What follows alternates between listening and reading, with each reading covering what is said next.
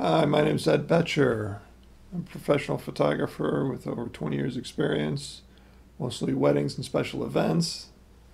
And in that time, I've photographed over 285 weddings, over 150 bar and bat mitzvahs. Also done a bunch of portraits, studio portraits, location portraits. In addition to that, stock photography, travel photography, various commercial photography we'll talk about here on this channel, so stick around. All right, here we go. Today we're talking about sensor sizes. Yes, I got my notes here, and because there's a lot of information today. So sensor sizes for the most common ones are full frame, APS-C Nikon, APS-C Canon, Micro Four Thirds. Those are the four most common ones. And all these can also have interchangeable lenses. And there's a huge range of lenses for each of the formats. Okay. There are other sensor sizes. Okay. The larger sensor size, the medium format. These cameras offer a higher resolution. And these are larger than 35 millimeter or 24 by 36 millimeters. So for example, Pentax has the the 645Z, which is 44 by 33 millimeters.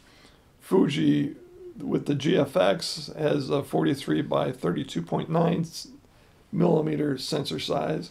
Hasselblad Phase 1 has the 53.9 by 40.4. And these are some examples of the medium format sensor sizes. Briefly, there are also bridge cameras. Bridge cameras are smaller than Micro Four Thirds, and they have a fixed zoom lens, these bridge cameras. So, for example, this you've got 6.2 by 5 millimeter or 6.2 by 4.6 millimeter. So these are much smaller sensors. They're an all-in-one camera, great for traveling, but you can't change the lens.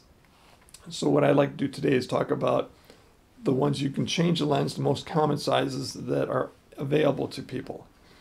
So the full frame is 24 by 36 millimeter, like I mentioned. APS-C Nikon is 23.6 by 15.7 millimeters.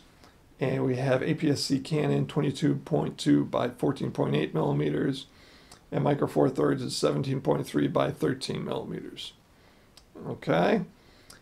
So we're going to take those, and if you take the diagonal measurements of the 24 by 36, you get 43 millimeters. So this diameter is actually the image circle. Okay, so when you design a lens, you want to make sure you cover the whole sensor. All lenses create an image circle. We only see a small portion of it because the sensor isn't a circle. It's a rectangle or square. Okay, so what we're going to do is take a look at these numbers, the image circle or diagonal for the sensors. APS-C Nikon and Sony is 28 millimeters, APS-C Canon is 27 millimeters, and Micro Four Thirds is 22 millimeters.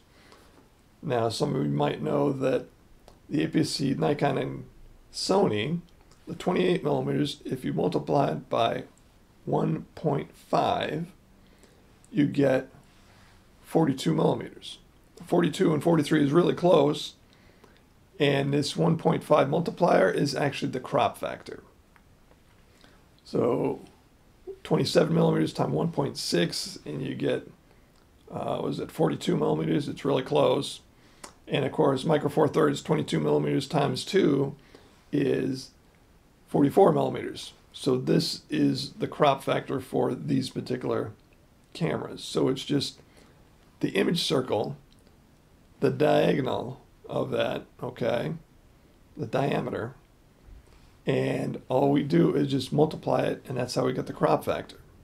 Okay, so this is a way to compare the different camera sensor sizes so you can figure out, hey, what does this lens mean? What does that lens? So for example, I'm shooting on an Micro Four Thirds Olympus camera, and I've got a 17 millimeter lens. 17 times 2 is 34. So in 35 millimeters terms, it's like your 35 millimeter lens. That's what it looks like. Okay, obviously depth field is a little different, but the bottom line is the angle of view is similar to a 35 millimeter lens. That's the basic thing that we're comparing. All right. And if you like content like this, feel free to like and subscribe. Thanks for watching, and we'll see you in the next one.